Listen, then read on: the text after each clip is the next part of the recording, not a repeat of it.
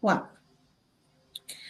Hello, good evening, everyone, and welcome back to the last session of the first day of our two-day international webinar, Paleo World's History, Heritage, and Horizons.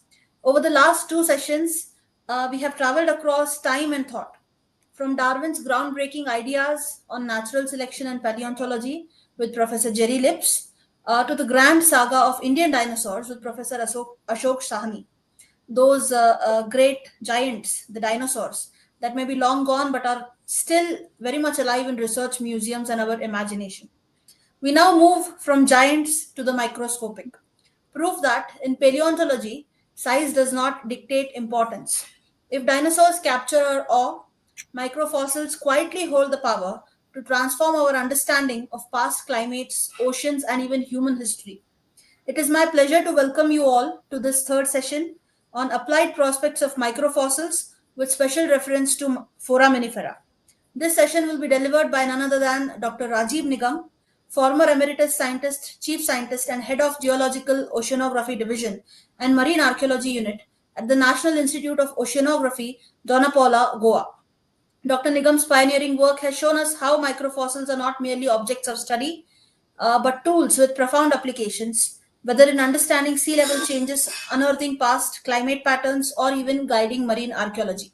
And before we begin, let me also extend a warm welcome to Mr. Nandan Shastri, Honorary President of the History Enthusiasts, Dr. Y. Tamanna, Principal of BLDA's Srimati Bangaramma Sajjan Art, Science and Commerce College for Women, Vijaypura, who will be joining us, and Ms. Nidhi Katti, Vice President of the History Enthusiasts. Of course, a heartfelt thank you to all our viewers and participants. Your tremendous support over the last two sessions has made this webinar a vibrant one, a forum of ideas, and we hope that this session continues to be the same. I now request Ms. Nidhi to introduce Dr. Rajiv Nigam. Over to Thank you, you so Nidhi. much, Manali, for giving me this opportunity. It's my pleasure to introduce Dr. Nigam. So, Dr. Rajiv Nigam is former emeritus scientist, head geological oceanography division, and head marine archaeology unit, National Institute of Oceanography, Goa. Uh, his academic qualifications include MSc in Geology from Lucknow University, Diploma in Marine Micropaleontology, and from University Norway, Oslo University Norway, and PhD from Aligarh University in Geology. His major area of interests include marine geology, micropaleontology, paleoclimate, sea level changes, paleo monsoon, marine archaeology, pollution studies, fisheries. These are the areas in which he majorly is interested to do research. His publications include scientific research papers, which are 116 number books or edited volumes 8, and technical reports 37. Um, around uh, radio Around 4,000 radio talks, 16s, and 4,000 citations of his research work has been done, which is very impressive. And he's also interested in popularization of science and research, including that has a number of 33 papers, research works of his.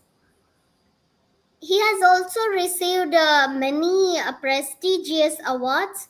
Some of them to be mentioned are CSIR Young Scientist Award, Outstanding Young Person Award, National Mineral Award, Vigyan Prabha Award, Krishnan Gold Medal, M.R. Sahani Memorial Lecture Award by Paleontological Society of India, Ministry of Earth Sciences, Government of India, New Delhi Award, and this was awarded to him on a on book which was related to Monsoon. Visiting professorship for senior in international scientists, Chinese Academy of Sciences, China. H.N. Siddiqui Memorial Lecture Award by Indian Geophysical Union. Sharada Chandra Gold Medal by Paleontological Society of India. Professor S.N. Bhalla Gold Medal for excellence in micropaleontology. Chanakya Award. M.R. Sahani Lecture Award at Punjab University, Chandigarh. um, a Cushman Award for excellence in foraminiferal research by Cushman Foundation, USA, etc., and many more to count. Uh, his human resources development capacity buildings include that he guided 15 PhD theses and 20 MSc dissertations. Students bagged 5 Young Scientist Awards who were, of course, trained under him. And he has around 20 years of teaching experience uh, as guest faculty and expertise in the paleontology. He also served as examiner for 30 PhD theses from many institutes, including Indian Institute of Technology and number of other universities. He also was involved in consultancy services provided to with various industries, government organizations, and universities in cross fertilization of ideas between uh, specialists and exchange of information. He was also member of several conferences, seminars at different places, and also organizations. Dr. Rajiv Nigam has received multiple other related honors also, which are to add on to his feather to the hat. So this was a brief introduction, but before ending his introduction, I also want to mention one important thing, that Rajiv Nigam sir is also a first Indian to receive 50th J.A. Cushman Award for excellence in foraminiferal research, which was presented at Geological Society of America meeting in Denver, USA. This was honored to him in October 12, 2022, and he has been one of the supportive members of the history enthusiasts since long. And the credit also goes to Sri Nandan Shastriji, who is honorary president of the association, because he introduced us to Rajiv Nigam sir. And this is his second lecture on the platform. So I warmly thank you, sir, for accepting our invitation. And now I hand over the stage to you. Over to you, sir.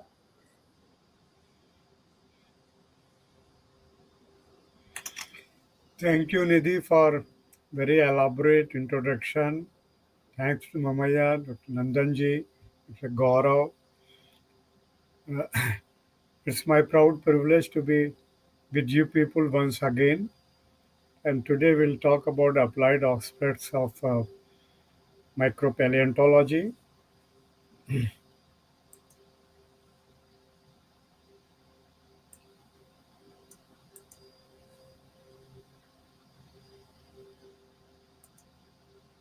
Yes, sir, your screen is visible. Okay, Just, thank you very sir, could you click on the hide option on, yes, perfect. much. Okay, see,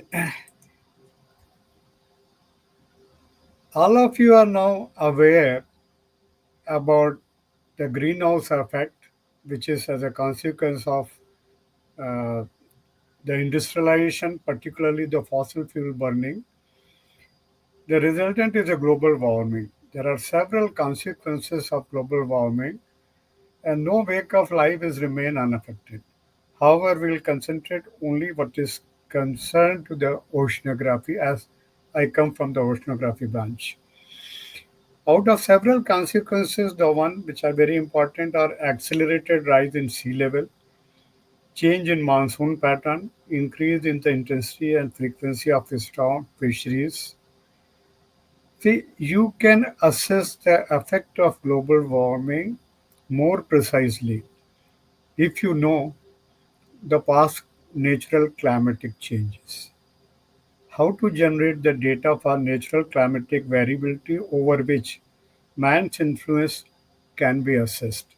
That is possible mostly with the help of fossils. Morning, Professor Ashok Sani and Jerry Lips have explained what is the fossil, so I need not go into that. Let us see what are the microfossils. These are the four main group of microfossils, and each one of can be used for studying the past and present environment. I will try to use the examples from foraminifera, how these microfossils are useful. The help of these microfossils, you can address the environmental issues related to the past environmental changes are clubbed under the paleoclimate, and three questions we have to answer. Why to study paleoclimate, how to study, and possible to predict. And issues related to the modern environment that is clubbed under the pollution studies. Importance is why to monitor, how to monitor, and whether possible to prevent. So before I go into the detail, let us know what is foraminifera. Because very frequently I will keep taking the names about foraminifera, or sometimes we call them like nickname forams. There are two types of foraminifera, the one which live at the bottom of the sea. They are known as the benthic foraminifera, and the one which are living at the in the water column are planktonic foraminifera. There are about 40,000 species of foraminifera. They are exclusively marine organisms. They are less than a millimeter in size. They are highly sensitive to the environmental changes. And this property, the small size, big diversity, and exclusive marine nature, has been used to develop a variety of application. In the due course of this presentation, you will see few of the examples. Let us see how the foraminifera look like. You can see the from the Indian water also in the recent from Arabian Sea of Bengal, more than about 3,000 species we have already identified and reported in the open literature. These are the benthic foraminifera and these are the planktonic foraminifera. So with this property, we develop a variety of applications. But before that, how to collect samples from the ocean? See, if this is the land and this is the sea, sediment comes into the sea by two ways. One is through the rivers or by the wind. Along with these sediments, there are microorganisms having a calcareous or a siliceous test. They live in the water column, and after their death, that hard part sink to the bottom of the ocean, and this getting deposited year by year, layer by layer. We can take our ship there. We can take the core sample, and we can see that depending upon the penetration of the core and then the dating of the sediments, it represents the pages of Earth's history of a given time. So this is the method by which we collect the samples. Processing I am not explaining because it's very detailed work. So why to study foraminifera? Because they are very useful in studying the past and present environment. They are being used in for paleoclimatic studies, which we'll deal today. Sediment transport is an engineering application for our installation of offshore structures. It gives you a net sediment transport direction. Morning, Jerry Lips told about petroleum exploration, the role of microfossils. So forums are also useful in petroleum exploration. Of late, we started using them to generate the history of monsoon variations because agriculture in India is still uh, depends upon the irrigation, and that irrigation depends on the monsoon rainfall. These days, when you are watching TV, you may be seeing that how monsoon is creating havoc, particularly in the northern states. Many areas are flooded, including our capital city. They are also useful to find out about the fisheries. How fisheries has moved or fisheries increase or decrease depending upon the environment, foraminifera can provide a clue for that. They are also useful to generate the data for paleo tsunami, which can be used to develop the idea about future predictive capability. Sea level changes, how sea level has fluctuated in past few thousand years. How to generate the data, I'm going to explain today. The monsoon and sea level changes together have been used to study the marine archaeology, a branch which is very much related to the history. You know the difference between the history and archaeology? History is the written record of the human development, how the different dynasties came, how the different type of man came, how they migrated from one place to the other. And beyond the written record is the archaeology. This is one of the industrial application is in the pollution monitoring. A few days back, I delivered a lecture uh, on the pollution monitoring for Quaternary Association just about last week. And but we all, including a big report came from the Chinese, how we can use the foraminiferal ornamentation for the commercial application. Today, I will touch these aspects as well. So let us start seeing how foraminifera can be helpful to all these applied aspects. Let us first talk about sea level changes. Unless you know how the sea level has changed in the past, you cannot accurately assess how it will go into the future. These are the foraminiferal curve. This is the present sea level. Many times you can see sea level was lower than present and higher than the present. And if you see the records, is all by the foreigners from different seas. We have to generate the record for our own area because it is a relative sea level, which includes the global sea level rise or fall, as well as the local tectonic effects. How to do it? See, for example, this is a conceptual framework. If sea level is here, a shallow water indicator species are here. This depth. If sea level start going up, they try to move to maintain the same depth, and the time comes when they cannot survive. Now you can date them. So date versus depth. If you plot, you'll get the sea level curve for any given area. Now there are many signatures of higher sea stand. You can see it is in the Goa. This is a shelly layer. These are the depositional features. These are the erosional features when sea level was higher than today. And these are the foraminifera which indicate shallow water environment at the deep sea. So they tell when sea level was lower than today. We compiled the data for both Arabian Sea as well as the Bay of Bengal, and you can see here. This side is the dates, the number of years before present, and this side is height or depth in the sea. Around 15,000 years back, sea level was about 100 meter lower than present. From that time, during the Holocene, it started rising slowly, and then there is a very sharp increase.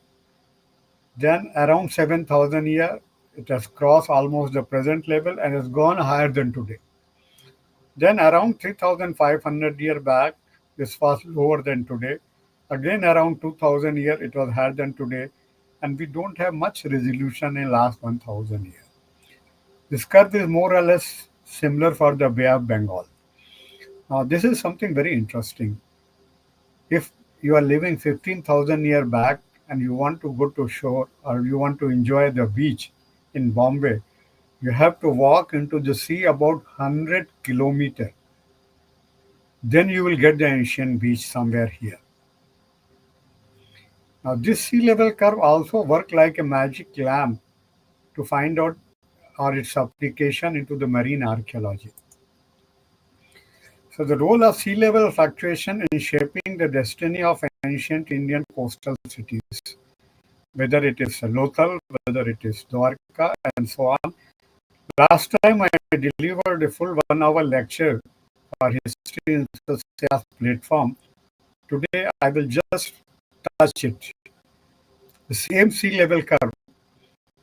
Now, Way back in 2000, India Today published a special issue on world's oldest city. Of Surat, National Institute of Ocean Technology found the remnant of an ancient city.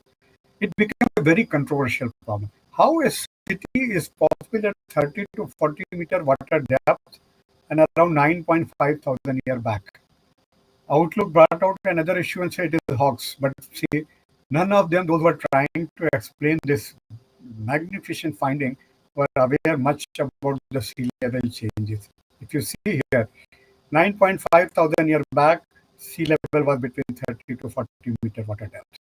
So no one should, and sea level was rising very slowly. So no one should get surprised.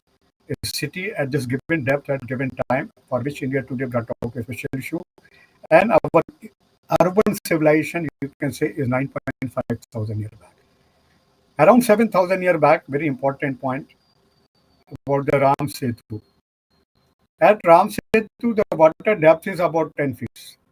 Now, if you see the timing, 7,000 years back, sea level was about 2 to 3 meters lower than today. It means India and Sri Lanka was almost connected, and it was possible to connect them through by bridging that gap.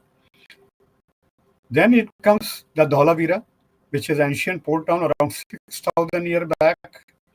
Very important. We have reported the signature of the tsunami in this area, and the citadel area, the most important area, which is covered from all the side by 18-meter thick wall. We have published the paper which says that we have the oldest tsunami protection measure adopted by Dholavirian within our territory. Another important point where the sea level was higher than today was the Lothal. Lothal is near Ahmedabad, and where the world's oldest dockyard was discovered. This was a 40-year-old controversy whether it was a dockyard or whether it was an irrigation tank. With the help of foraminifera, we settled that it was a dockyard. Dwarka or Bed Dwarka is our flagship program of National Institute of Oceanography. You can see the wall. The submerged city of Dwarka, recently the Prime Minister has dived into that area. Then we have the Dwarka here, which when sea level was lower than today. And then again, onshore Pumpar and Bed Dwarka, they are around 2,000 years. In Goa, we are also getting a 1,000-year-old port, the Gopikapatnam, on which the research is going on, and Goa government is going to preserve it as a tourist attraction under the heading archaeotourism. And this work has been covered very extensively into various newspapers report and the TV interviews, particularly by the Unbound India by Vinod Kashyap. If you have any, I will shift now to the other topic, because within an hour I have to cover many topics. So if you have a question, you can ask little later. Another place where forums play a very important role is monsoon. When more rainfall is there, fresh water discharged from river go up to great distance into the sea. So this is a brackish water.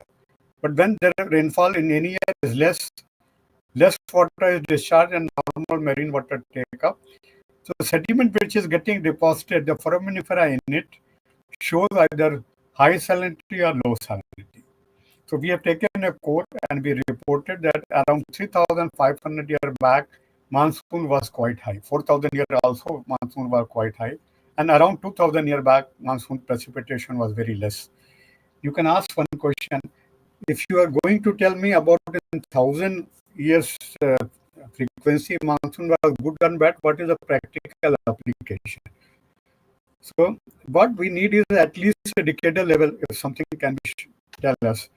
So we took another core, and here you can see the inferred dry climate is at very regular interval. This is about 500 year record. This was 5,000 year record.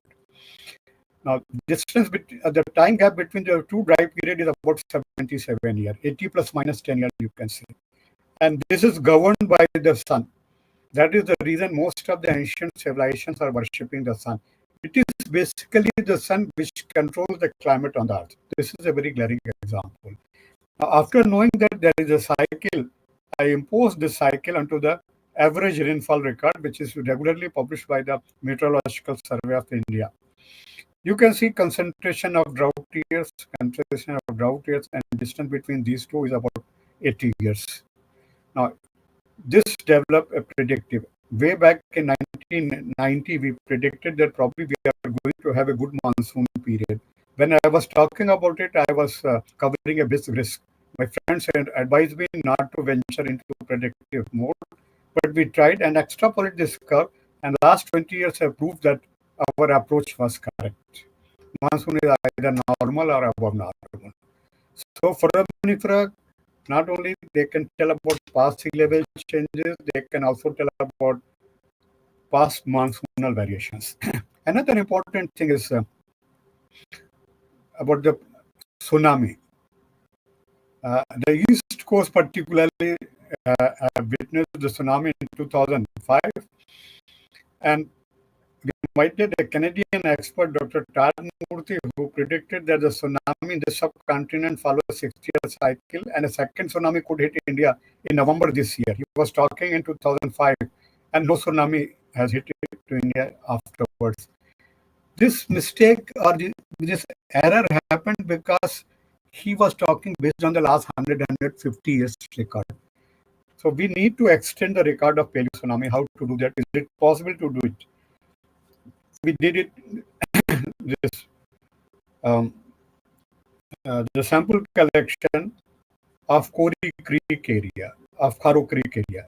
These 3 short courses we collected, and when we analyzed foraminifera into it and then put the dating into it, we found that this green color here as well as here, it is showing a very different type of foraminifera, which is not supposed to be here. So we got it dated. Normally, this is a rule. In any core collected, sediment at the bottom is older and sediment at the top is younger. But you see here, at the bottom it is 10,700 year, this is 11,150, this is 11,300, 11,500, and this is around 12,000 years. This is an inverted sequence, which is sandwiched between 8,000 years and 7,900 years. It means something around 8,000 years before present, something happened in this area, the inverted sequence. This needs an explanation. How it is possible? It is possible 3 ways. Sediments deposited and land, and this is the younger, and this is the black color is oldest. So younger eroded first, then the older, and then the oldest. So older at the top, younger at the bottom. This is foraminifera. And 10 to 12,000 years back, sea was not on the land. So there was no deposit. Therefore, this is not possible. What else is possible? Sediments are deposited at the bottom of the sea, and due to a certain influence, they got folded. So older came at the top, younger at the bottom. But these are the 30 centimeter loose sediments. You cannot fold it into marine environment, which should remain in that way. So this is also not possible. Then sediment deposited when sea level was, I told you sea level about 60 meters lower than today. So sediment deposited, look, older at the bottom, younger at the top. And then under certain influence, something started pushing from this side, bottom coming towards.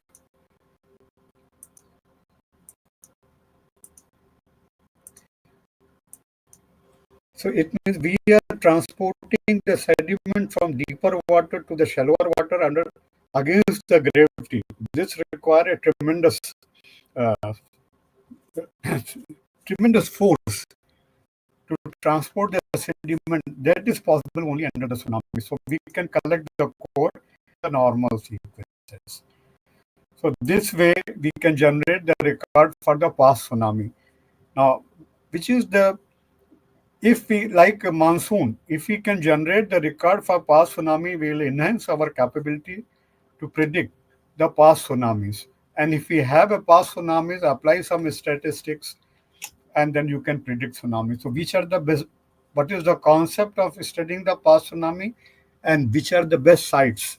See, for example, this is a coastal lake. Now sediments getting deposited here. Now this sediment will not contain any foraminifera because fresh water do not contain foraminifera. A tsunami comes, it brings, it inundates this area, and along with that it brings the foraminifera, the marine sediment. Okay, above which again a normal sediment deposited. A second tsunami came and deposited another layer. So this layer forms no forum, and then we can take a ship, take a core, put a radiocarbon dating, and you can generate the idea about past tsunamis. This concept need to be tested by future workers. There are two good areas. Chilka Lake can provide such idea, and another is a Pulicat Lake. So I hope that those who are attending this conference, some of them will take foraminifera as a carrier and prolong and proceed further to test this concept. Foraminifera not only tell about past climate or solve the issues related to the past climate about sea level or monsoon or the tsunamis, it also helps monitoring the present environment, the pollution monitoring. The very first question come how to study a pollution. Factory says that they are not discharging the effluent directly into the sea, so they are not responsible. Fishermen sometimes agitate, they say factory is discharging the effluent and therefore we are getting a less fishing. Now somebody has to tell what is the truth. People use the chemical tools or the biological tools like fishing, put them into the water, which is under the question. But if factory owners are smart enough, these tools are having a limited application because they can ask you to come during the monsoon and then you end up giving a wrong report, or they stop the effluent when you are coming to do the sampling so that you again end up giving a wrong report. But if you use a method which we have developed at ANIO, foraminifera based, moment the factory discharge, the fauna get affected, and after that the hard test getting deposited in the nearby areas, and if you take a short core you can tell about whether factory was polluting or not. How to identify if majority of the tests are getting abnormal, you can see here, or this this is another area, you can say that some pollution is happening in this area. If acidic type of pollution is there, then lot of calcium carbonate of this foraminifera are getting dissolved. This is from Trivandrum area. So that this uh, dissolved specimens can also indicate a pollution in that area. Since we have collected the sample where we know by other means that pollution is there, we developed these models. We were criticized. Since you are collecting the sample from known polluted area, you are attributing it to the pollution. Who knows? It may be because of other areas. So we refine these techniques based on the culture experiments. See, what happened? We have taken a mother specimen from the field and we have seen that they are reproducing in the lab. You can see the small babies are coming out of this original foraminifera mother specimen. Now, these young babies we have put into the control experiment. Means we have subjected them to different concentration of mercury, and we have a controlled experiment where there is no mercury. So we want to see whether pollution is really affecting the forums and see the results. This is the experiment without mercury, and this is the experiment with mercury into the effect.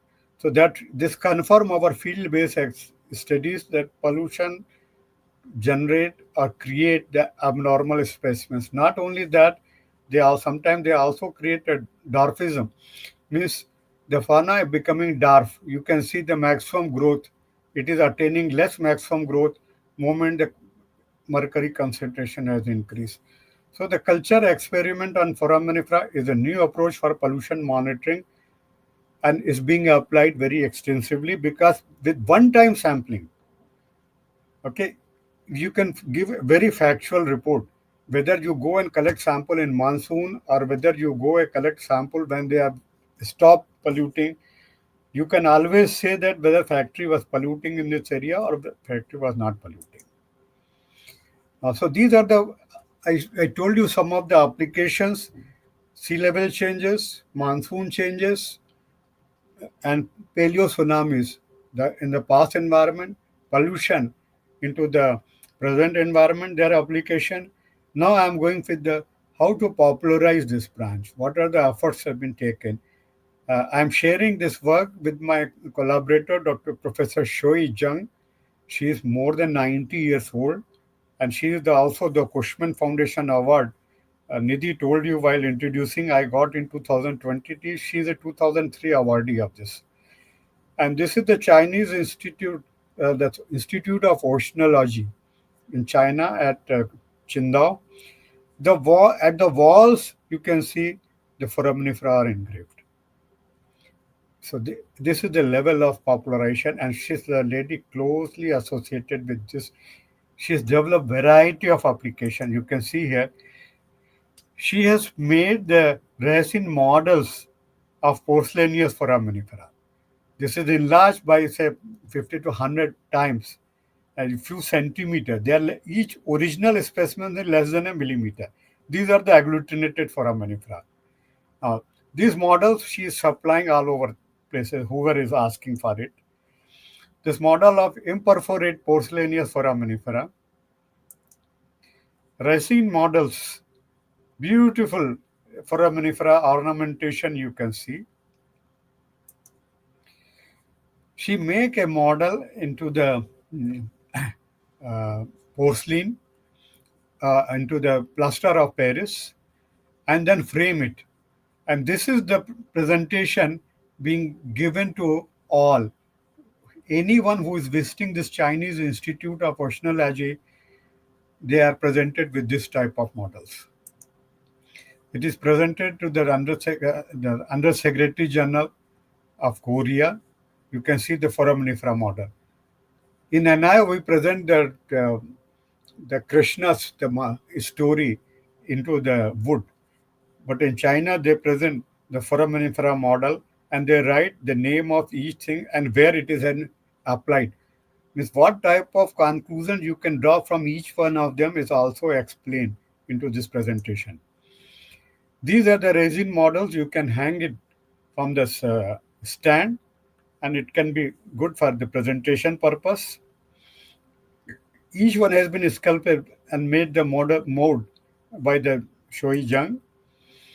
These models have been exhibited into the museums, National Zoological Museum of China at Beijing. You can see how becoming it's popular.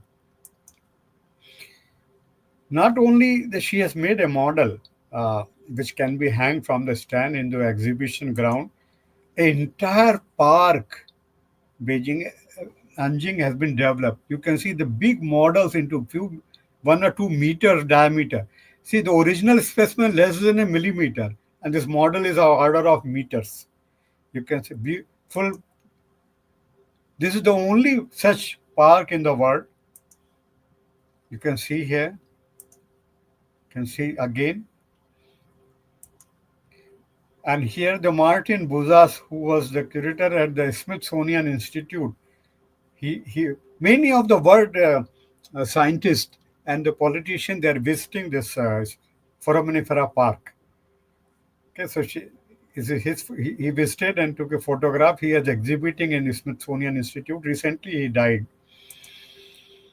The forum sculpture so dear to the even foreign. China is earning a lot of foreign currency by the foreign tourist who is visiting this unique foraminiferal park. You can see again some foreign tourists and all around this park, different models, their names, their location, and their application is being given into the plates. Number of people are coming and they're taking the selfies and the photographs with this foraminifera model. This is nonion. This is Alphidium. Even you can see the small childs are visiting this park. And very famous scientist from USA, the Bilalul Haq, who wrote the very classical book on the introduction to marine micropaleontology. He was the chairman of the projects evolution committee at the Chinese Science Foundation. He visited and he took very happily a photograph and given a report. This is perhaps the best and the most effective example of an attempt by an academic scientist such as Professor Shui Jing to popularize science at the grassroots level that is bound to pay great dividend for the years to come. His vision came really true. This became a very, very big attraction all over the world. You can see the children's how they are playing with the foraminifera model. This is how this park was made in the granite. This is the sculptures it made. She is the Shui Jiang. I visited this area, this workshop where they are doing it. The foraminifera is not only foraminifera park or their model or of academic interest. It's applied aspects, a commercial angle to it also. Lot of T-shirts with the different designs. You can go to the China and see many people are very fond of these forums. They are called the giant of the sea. They are less than a millimeter in height, but they have been designated the giant of the sea. Some of the conferences and workshops, people are using very fondly the t-shirts and shirts, uh, which showing a different foraminifera species in a different color. Many Chinese stores are selling these t-shirts with foraminiferal design. See, she has exploited the beautiful ornamentation on a variety of foraminifera tests. This ornamentation is giving a clues for different applications. This all clothings. Here is another scientist from Geneva, Dr. Pawlowski. Pawlowski is a pioneer who is in the DNA studies of foraminifera. This is a very new branch which is being used in the taxonomy as well as in applied aspects. So he visited the same park area. And then see his daughter is wearing a foraminifera shirt. Foraminiferal design has also been used. You can see they're developing the lamp designs. This is another example. Here is the name of the species. This is sodium nonion, and they are used in different species have been used in the different shades, and they are very popular in China. This is another lamp design which is hanging from the top. This is the foraminifera model, and you can see here again the lamp designing. This model has also been used as a bookmark. This is the letter opener. This is a letter opener, and these are the forums models. You can see here, these are the models.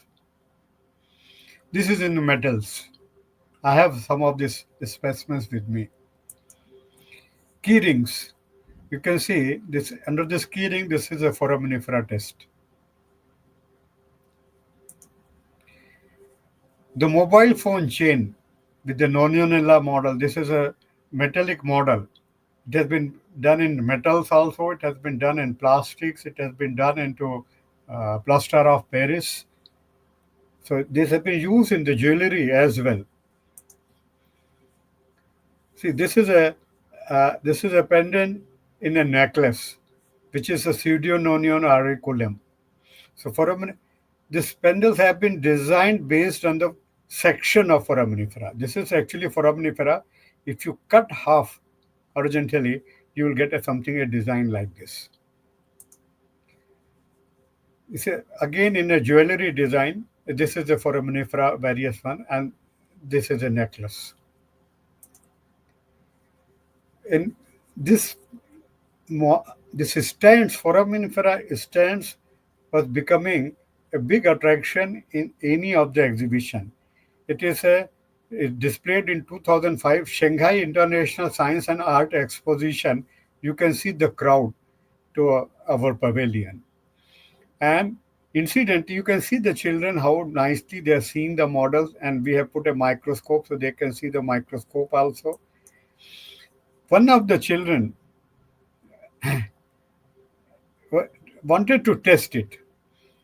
So Shoei Zhang has given one specimen, and you can see the child is testing. And from here we got another idea. See, a number of lollipops, they have been designed based on the foraminifera. And designing of this various objects based on the foraminifera ornamentation doesn't stop with the shirts or with the parks or with the jewelry or with the lollipop. An entire hotel, Zillion Business Hotel, which was developed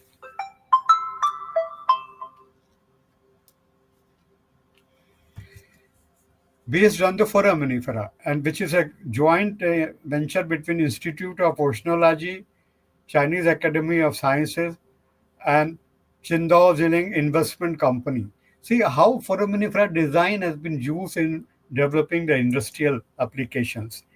This is a hotel wall where foraminifera models are hanged, and it is explained that uh, at what depth, what type of fauna you found there, and how the ornamentation is also changing from area to area and depth to depth, as well as through the geological time scale. So this is the hotel in Chinda. And even in your salad plate, you can find the foraminifera carved out of a dish as a cold plate in a restaurant. See the efforts taken by one single scientist made this branch so popular. We have also made a beginning in India, and in our lab, we have put one stand where the forum's model has been developed and showed to the students. Thank you. Maybe a beauty of foraminifera endowed on them by Mother Nature inspire you to do more research in academics, applied aspects, popularization, and commercialization. I have the faith in my younger generation. They will take up the foraminiferal studies in the future, and they will carry forward the work for which I spend my life, as well as many of my students. What I presented today is a summary of PhD theses done by these 18 students from our lab. I owe to them and I thank them to my teacher as well as to my student. This is our lab. This is a student microscope. This is part of our culture lab, foraminifera culture lab, and this foraminifera culture lab is very unique. It's the only lab at moment in Asia which is culturing foraminifera, through which we are developing the new tools for paleoclimatic studies as well as the pollution monitoring. Thank you very much. Back to Nidhi.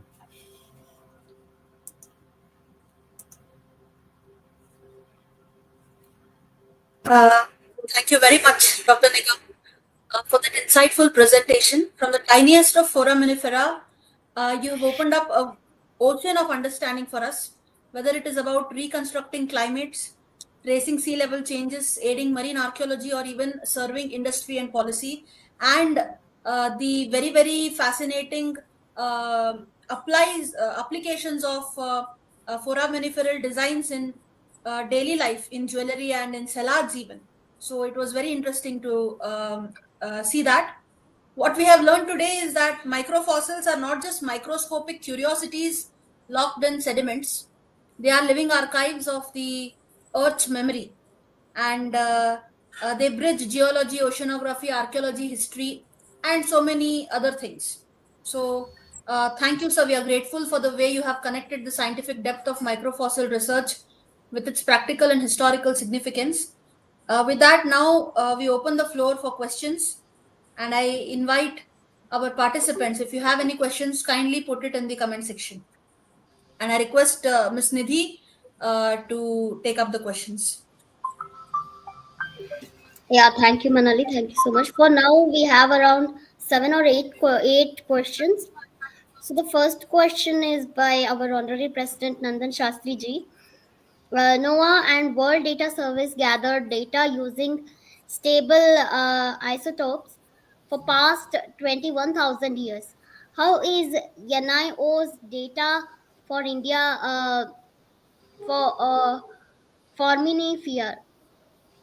Okay, I can read it. Thank you, Nandanji. Foraminifera. Yeah, isotope and the elemental composition of foraminifera are the new tools, and both the tools we are using it. Uh, at NIO, we have the mass spectrometer, so we are generating the oxygen, carbon, and many other isotopes, uh, as well as we are also published paper on MgCa ratios into foraminifera, which is a thermometer. Okay, today, since it was mostly aimed to the students and the general public, so I have not gone into the details of either taxonomic studies or the complicated methods. To my experience, because I published paper on oxygen isotopes as well as on the elemental composition, still I believe the morphological assemblages or morphological variations in foraminifera are equally good to give a first order interpretation, whether it is a monsoon. See, same monsoon cyclicity and the variation for last few thousand years, particularly Holocene. We have reconfirmed what earlier we published based on foraminifera through the isotope studies, and we exactly got the same results. So my appeal to the universities and teachers and the students, if they do not have access to the this sophisticated instruments of mass spectrometer, don't worry. Still, you can do the work with the help of a simple plain binocular microscope. Okay, get the samples on from the any of the oceanography institutes, or you can go to the beaches. My own PhD was from the beach sediment because that time we didn't have access to the offshore samples. Okay, and with that you can really talk about like archaeological studies. We have done it by simple presence and absence of foraminifera into the sediment. Lothal is a very classical example. I will tell you something about Lothal. I have a time. Lothal was discovered in 1954 by Archaeological Survey of India by late Dr. S.R. Rao. He got a tank-like body, and as a possible purpose, he proposed that it was a dockyard, supported by some of the British archaeologists, by Leshnik Fair Service. But there, Martin Wheeler's uh, and then Deccan College Pune groups, Professor Sankalia, they all were of the opinion it is freshwater irrigation tank. And this controversy was on for about 40 years because archaeologists and historians were arguing with the another archaeologists or historians. And no geologist probably knew that problem of that time. So it continued. When I visited the site and came to know about this problem, I thought, why this controversy is on for so many years? If it is a dockyard, it has to be filled with the brackish water or marine water. If it is an irrigation tank, it will be fresh water. Take the sediment. If there are forams are present, it is dockyard. If they are absent, it is a freshwater irrigation tank. And just in 2 days, we solved the 40-year-old problem. We say that it was a dockyard. Some question remained to be answered, which I answered after a few years again. Uh, have you seen any dockyard which is many kilometers away from the sea and higher than the present sea level? It is only possible if sea level was higher than today, then it was connected to the sea. So when we generated the sea level curve, we found yes, 4,500 years back, sea level was higher than today, then it was connected to the sea. So simple foraminifera. So I think that is the applied aspect or the message of today's lecture. Science, don't think the science is a very complicated thing. Only thing we should follow a integrated approach. If you are having some problem which you cannot solve yourself, you should know that oh, if I contact somebody from paleontology, they can give a answer. If I go to some geochemistry people, probably they can give a answer. So that type of problem can be solved. So Nandan Shastri ji, yes, we know about oxygen isotope or for that matter many other isotopes as well as elemental composition of foraminifera. and we are using it, and we are publishing many papers on that. The next question Uh, is by Manai. Would you read it by yourself? Okay, yes, but before going to this question, I would Okay. like to take up the other question which I had posted. So, sir, since you were talking about Lothal, Yeah. yeah. uh, and it was an unsolved mystery for many, many years, and it got solved because of foraminifera. If you had to name any other such unsolved mystery that foraminifera might help answer, what would it be? Very recently, we published last year only. We published a paper in Elsevier that is about Dholavira. Actually, we were making a noise about Dholavira for quite long time, and last year, now it is developed. It is designated as the World Cultural Heritage by UNESCO. See, Dholavira was excavated by R.S. Bisht, who got a Padma Shri for that. So far, Dholavira was known for its excellent water conservation system. This is in Khadar Bet in Kutch area. When we visited the site, uh, we have seen what uh, Dr. Bish used to tell. The citadel area is covered by 18-meter thick wall. 18-meter thick wall. Even China wall is not that much thick. No fort in India is having that much thick wall. Then why 6,000 year back, Dholavarians has covered the VIP area with 18-meter thick wall? We tried to answer that question. This is area is Makran Coast, and Makran Coast is the only area which is earthquake prone area which generates tsunami. Okay, we reported with Subodh Chaturvedi's thesis from Kutch area. We reported ancient tsunami 8,000 years before present. It means 6,000 years back when Dholavarians were constructing the Dholavira, they knew that this is tsunami prone area. But it's because of strategic importance, they created a city like Japan has created its own cities, knowing that there is an earthquake, and they protected their VIP area with 18-meter thick wall. Now Japan has made 11-meter thick wall now. 6,000 years back, Indian has done 18-meter thick wall. So it was the world's oldest tsunami protection measures is in Dholavira in Gujarat in India. We wanted to see whether 18-meter thick wall and outer city, the middle town and lower town was encircled by 5 to 7 meter thick wall. So we did a survey, GPR survey into the middle town area, and we noticed that about 2.5 meter thick sediment have no layers. This is possible only when one time deposit. Now, how one time deposit is there? What can be the source? Two sources possible. Either flood brought it or tsunami brought it. It means tsunami. So what we did, we dig a trench in the same area and we collected the samples.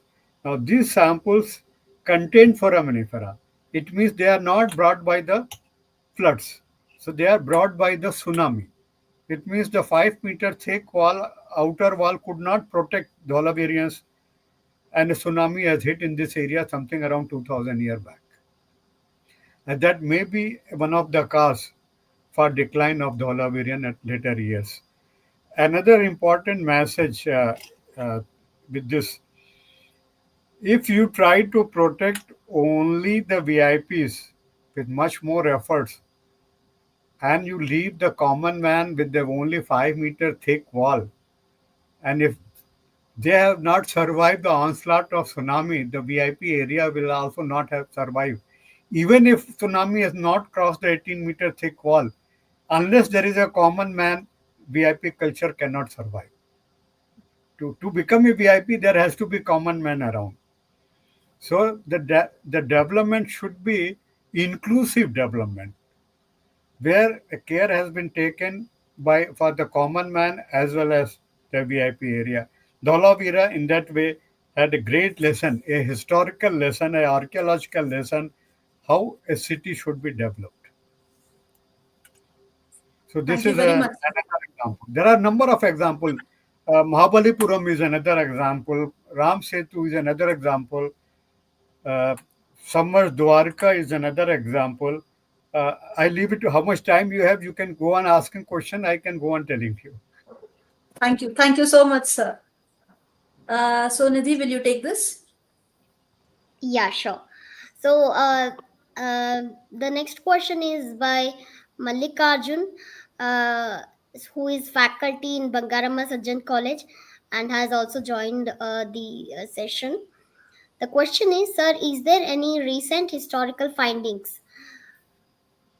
Okay, about the forums and archaeology, yes, we have yet to publish that paper because still we are working. And now Goa government has showed interest to develop this site in Goa along the Zuari River. Today, actually, because of time, I have not put this example. There is about 3 kilometer long and about 1.5 meter thick wall parallel to the river, which is made up of dressed laterite stones of 1 meter by half meter by half meter. The question was, people have noticed it, and the question was asked, what was the purpose of this wall? The first question was there, who built it? Some people say Kadamba built it. Some people say Portuguese built it. Some people say Dempo has built few years back. So even archaeological survey was of the opinion this wall is built to protect the agricultural land behind it from the uh, waves from the seaside. I asked a question whether investment, this much investment was required to protect 3 square kilometer agricultural land. It's not worth. Then we thought probably there were a historical event that Gopika Patnam was a capital and it could be a port for that capital, Gopika Patnam. So how to date that? We tried the TL dating through the stone that didn't work. So we took a JCB. Sometime I can give a full lecture on that topic. Actually, this is our recent work going on. We started digging the wall from on the beach and we reached to the bottom of the wall. Okay, so today if you are built a wall, the top sediment should be zero age. So we got a bottom some foraminifera test as well as the oyster shell, and we got for AMS dating, and we found it is about 1000 to 1100-year old. So this is an ancient port built by the Kadamba people, which became silted afterwards, and then the Marmagua port was developed. So this is a remnant of an 1000-year-old port. Goa government is going to take a preventive and then restoration work in this area. And in Goa, so far tourism is based either on religious tourism, people come to see the temple and churches, or it is a recreational like beach tourism. We can add a third dimension to the Goa tourism, international tourism, that is called the archaeotourism. So we will view the geoglyphs. I think some of you might have heard the word geoglyphs. Ancient man was carving into the rocks. Okay, you can see the different designs, different animals. Uh, so the geoglyph as well as this ancient port together will make a circle, which is called the archaeotourism in Goa. So this is our latest work. Thank you so And much I, for shedding light on it. Wonderful, sir. Thank you so much for knowing the Uh, things in which you so, are you were working. saying something. no, I said in this work also, see this microfossils, they are small in size, but they are very big in telling stories. Many problems you can solve with the help of this less than a millimeter size organism. Absolutely. Thank you so much, sir, for telling us about it. And So another yes, question was coming. Uh, there is another question by Manali. yeah, I think sir has already answered this throughout his lecture, Okay. but it is an open-ended question. It Yeah. can, See, I would like to tell you something about uh, the Gujarat. Gujarat is culturally very rich state. Okay, the world's oldest dockyard, which is 4,000 year old, that is in Gujarat. About 5 to 6,000 year old world's oldest evidence of tsunami protection measure, that is also in Khadarbet in Gulf of Kutch. We also have a submerged Dwarika, which is have a religious importance. At at Lothal, now we are uh, constructing a world-class state-of-art National Maritime History Museum. I think by end of this year, our honorable Prime Minister is going to inaugurate the first three galleries. There are going to be almost 10 galleries, and it is about 40,000 crore rupees project. Uh, so it's going to be really great thing. And Dwarka is another thing. People believe things. Many people was criticizing this as a mythology. Ramayana and Mahabharata is a mythology.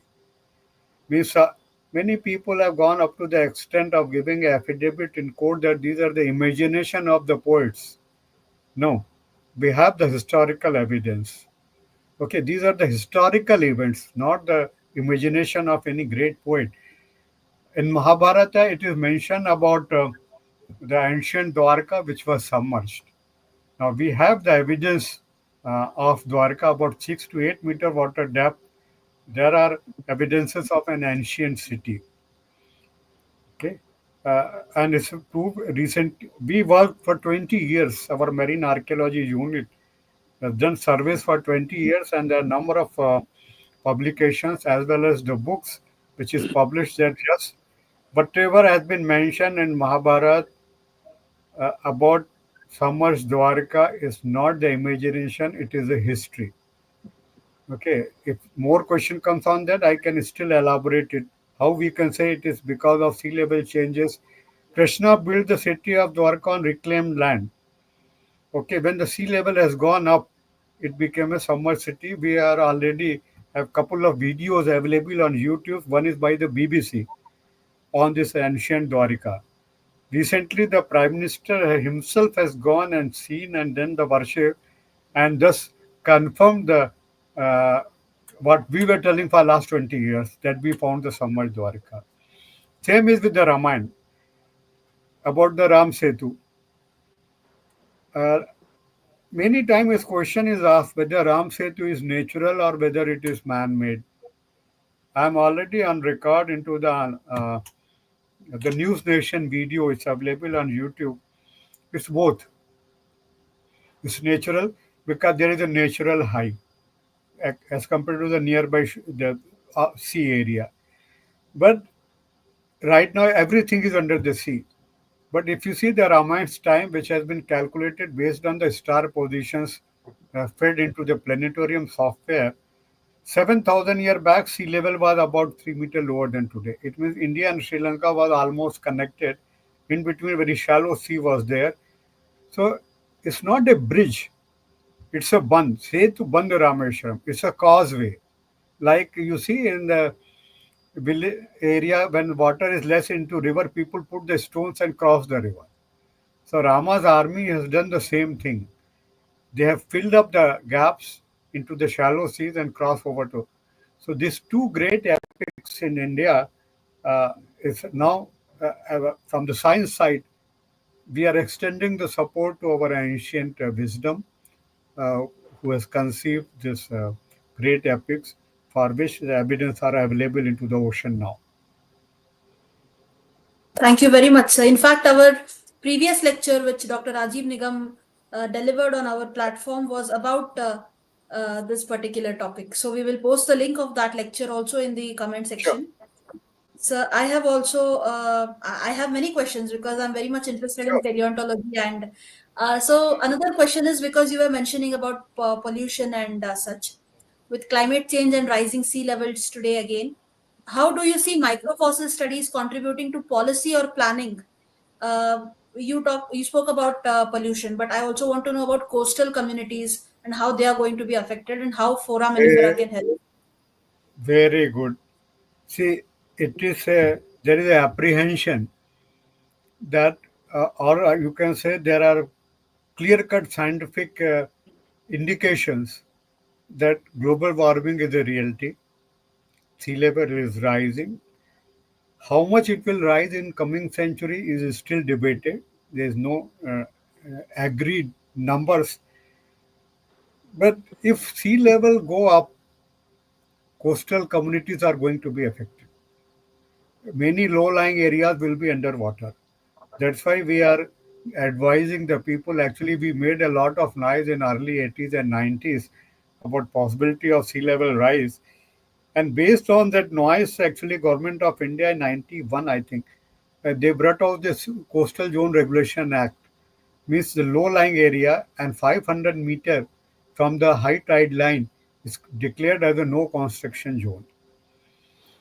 Okay. The idea is to protect, see, no heavy private or public investment should be made into these vulnerable areas. Because in next century, if sea level really is become a reality, then why to risk those areas, those investments, in order to see that how much actually sea level going up? We are busy doing that one now. See, theoretical modeling, people are modeling that how much sea level will go up by 50 years, by 100 years, by 200 years. Now, this data, uh, the theoretical or modeling data, need to be tested in two ways. First thing, we should know the natural climatic variability. It's not that first time in the history sea level is going to be up or down. Just now I explained to you 15,000 year back sea level was lower than today. 6,000 year back sea level was higher than today. That time man was not that active on the planet, so there was no anthropogenic change. Why sea level was rising or going down? That was because of relationship between sun and the earth. Climate is a energy balance. We receive the energy from the sun. Earth radiates back that energy. Part of this energy is trapped by the greenhouse gases. That's why Earth is warm.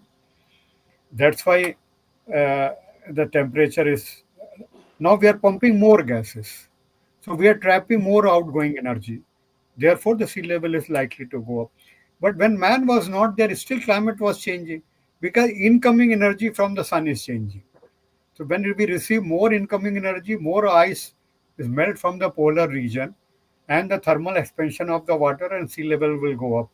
So when you know the natural climatic variability, so because of that, if sea level going up and because of anthropogenic changes, also sea level going up, then problem is compounded.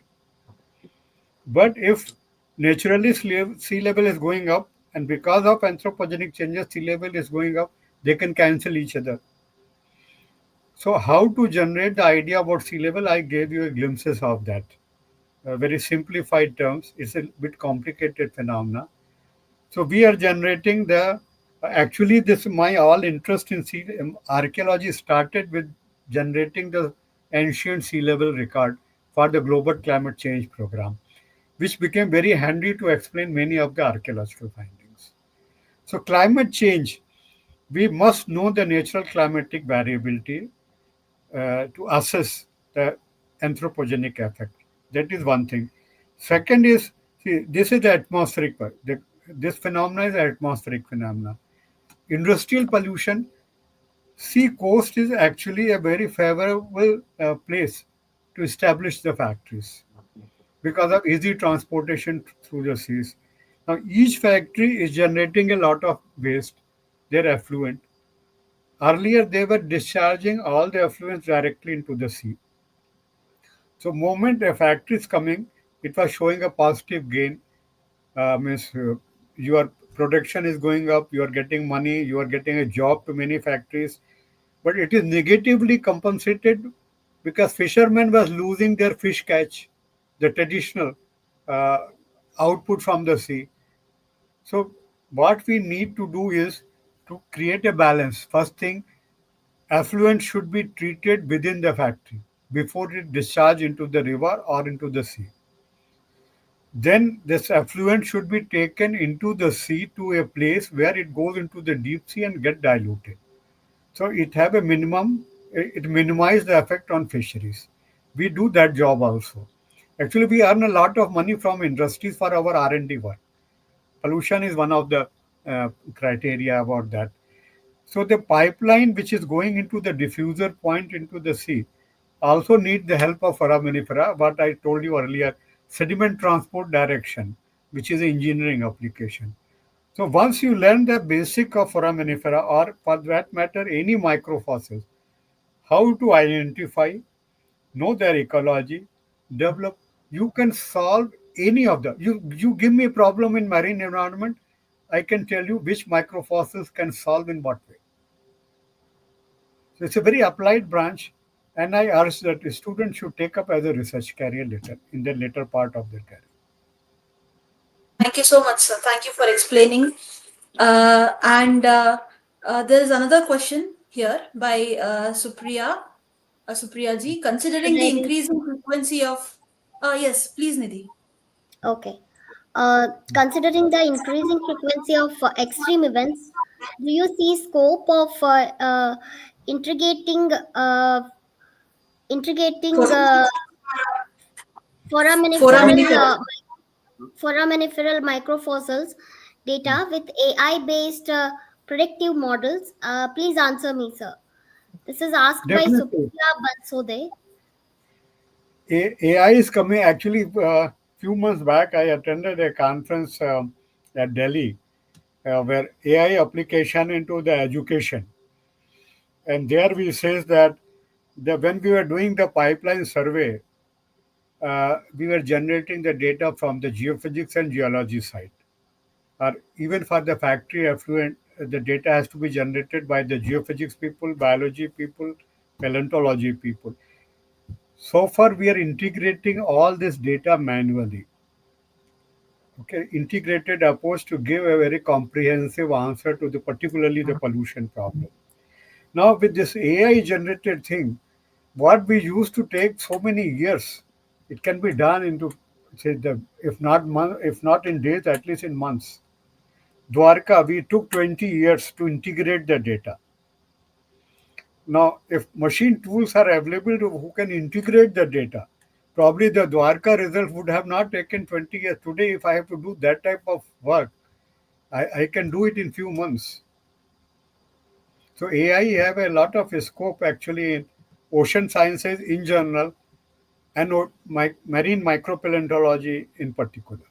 Particularly when we are talking about the climate research and marine archaeological research. It's a wonderful tool. We should not be afraid of AI. Rather, we should learn AI and apply it for the better purposes rather than wasting our time to do the damage by fake videos. Absolutely, sir. Absolutely. True, very It true, has sir. so many productive. Just 1 minute, one more minute since we I talked about Dwarika. One thing, your audience, I would like to warn. There are many AI generated or fake videos of Dwarka is running in the social media. Please, please don't believe this videos which is showing that big pillars with carving is into the sea, a temple is under the sea, a palace into the sea. There is nothing like that in Dwarka. As like any other archaeological ruins on land, it is a ruin of an ancient port city of Dwarka, which is called the submerged Dwarka. So don't believe these fake videos. I don't know how to remove them. I get every month, every day, somebody will send a video. What is your opinion on that? I said it's ridiculous. It's a fake video. That's all. Thank you for Yes, the many of the times disclaimer. we also get confused after seeing the video that whether it is real or not. So, yeah, your point was very much prompt on the issue. So, thank you so much. Indeed. Thank you for the disclaimer, sir. And as students of history and archaeology, it is definitely our duty also from through our platform to let our viewers know that real history is Yeah. what matters, real archaeology is what matters. So AI has to be used for productive uses, not such uses. So this is thank you for this, sir. And this is my last question. Okay. Professor Lips and you both mentioned microfossils being used by petroleum industries in exploration. So I have not completely understood the process in which they use it. So could you elaborate a little bit more about it? How Yeah, they can this is identify? actually this is a textbook application of microfossils, particularly foraminifera. It's a biostratigraphy. Uh, this age determination. When you go the drilling, uh, when the drills come on the land, you can quickly put the environment and the date based on the foraminifera. In a simple work, if I say, initial oil discovery was a chance discoveries. Okay, people have done a coring in that area and they're cataloged. Now you go to unknown area, and if you start getting those type of indicate like nummulitis, oil indicating foraminifera. So if you get in any unknown area, you can say that probably you are likely to get, you go this much more and you are likely to get the oil in area. This can be seen in any textbook on microfossils or any book on paleontology. And actually paleontologists got lot of money and the boosting from the oil industries. Any conference on microfossils always receive the biggest funding from the oil companies. Even the Cushman Foundation initially got a lot of money with the efforts of Barun Sen Gupta, who was in Louisiana State University, as well as Jerry Lips. They got a lot of consultancy and they put it in the Cushman Foundation, which is now the foundation is funding the basic foraminifera research all over the world. So those who are interested, students doing research in the field of foraminifera, they can also look the funding from Cushman Foundation in USA. They're very generous in funding. So this is the in a simple word, knowing the foraminiferal sequence in a known area and compare it in an unknown coring area. If you get the same indication, you can be sure of getting oil into that area. Thank you very much for explaining in terms that I can understand, sir. Thank you so much. And this is the end of the questions. We have got so many messages, but I would just like to read out one by Right. Dr. Gaurav Srivastava. Professor Rajiv Nigam, sir, delivered an excellent and highly insightful talk, rich in knowledge and perspective. Thank you very much, sir. Gaurav That is a about sums up. I know Gaurav, PSIP. Whenever I go, I meet him. He's a very young chap. Gaurav, thank you for your so kind words. Actually, it is the appreciation by my younger generation which keep me working even at the ripe age of 70 years. Okay, so thank you very much, Gaurav, for your kind words. Thank you. Thank you so much, sir. And we have come to the end of the third session and also the first day of this webinar. So it has been a very eventful, very enriching experience for us the whole day. And we have with us again the principal of BLDA, Srimati Bangaramma Sajjan Arts, Science and Commerce College for Women, Dr. Y. Tamanna sir. And I now request him to propose the vote of thanks for today's first day. So over to you. Thank you, madam. Thank you. Good evening, everyone present here, distinguished guests, esteemed faculty members, and dear participants. It is a great pleasure and sense of privilege that I, Dr. Y. Tamanna, Principal BLD Association, Srimati Bangarama Sajjan Arts, Commerce and Science College for Women, Vijaypura. I extend a warm and sincere thanks to each one of you to today's webinar on history of paleontological studies organized under IKC initiative by the Department of History of our college. We are honored to have with us today esteemed speakers who are experts in their fields. Their expertise and perspective will undoubtedly enrich our discussions and provided valuable insights into the multifaceted dimensions of paleontological engagements. At the very outset, I would like to thank our resource person, Professor Rajiv Nigam, Emeritus Scientist, Head Geology, Oceanography Division, and Head of Marine Archaeology, National Institute of Oceanography, Dona Paul, Goa, India. Sir, thank you so much for being with us as our resource person today. And secondly, I take this opportunity to thank another resource person, Dr. Nandan Shastri, Honorary President, History of Enthusiast. Sir, I thank you so much for delivering very good speech lecturing on your particular topic. Really, we have enjoyed a lot with your lecturing, sir. Thank you, sir. Now, I would like to take this opportunity to thank Ms. Monalia Momaya, founder president of History Enthusiast, and Vice President Sri Nidhi Madam, History of Department of Enthusiast Digital Platform, and also Dr. Bhakti Mahendrakar, coordinator of IQAC of our college, and head of the Department of History, Dr. Mallikarjun Kangnal, for being with us as our uh, participant. I would like to express my sincere appreciation to the Department of History for their dedication and efforts in organizing this intellectual stimulating event. Your commitment to promoting academic discourse and fostering critical thinking is truly commendable. To all our participants, whether you are joining us from within our institution or from various parts of country or globe, your presence today signifies your commitment to exploring and understanding complex global issues. Your active participation and engagement are key to the success of today's discussion. So, once again, thank you. I wish you an enlightening and productive webinar. Thank you so much, madam. Thank you. Thank you very much, sir, for your warm gratitude.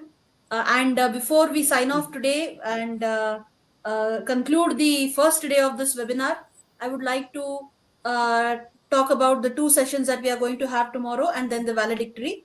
So, the first session will be at 11 o'clock in the morning. It is on paleontology Yes. through the ages, Indian perspective. And the resource person for this one is Professor Vijay Sathe. And the second session will be in the evening at 4 o'clock by Dr. Aarti Deshpande Mukherjee on invertebrate fossil assemblages and their significance. So do join us. And we will also have the valedictory address by uh, Dr. Gaurav Srivastav, who is from Birbal Sahani Institute of Paleosciences, which will be in the evening at 6 p.m. So do join us with the same enthusiasm for all three sessions tomorrow. We are signing off here with this and hope you all have a good day. Thank you so much. Thank you very much, sir, once again. Thank you. Thank you, Thank you, Thank sir. you sir. so much. Thank you, Thank Nigam, you. sir. Thank you. Thank Yes. you. Very nice meeting, sir.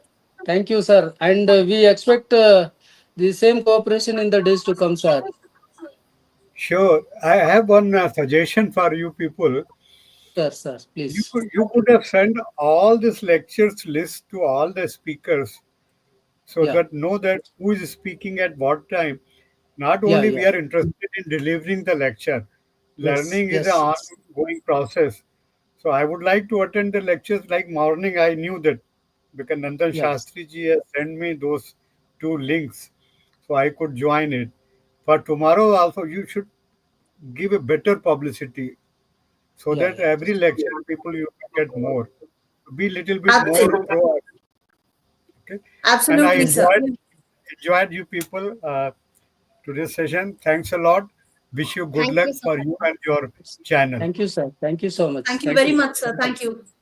We will definitely take this into account and be more proactive with our publicities in the next events that we have. Thank you so At much. least tomorrow's lecture's timing, you please send me and the link. I would like to attend the artists. I know these people. I have not Yes, heard sir. them for last many years. So this will be an opportunity to learn something more new. Sure. Absolutely. Thank you very much. Absolutely. Thank you Thank very you. much. See you some other time. So, Bye. Thank see you, you sir. all. Bye. Bye bye. Bye. Bye.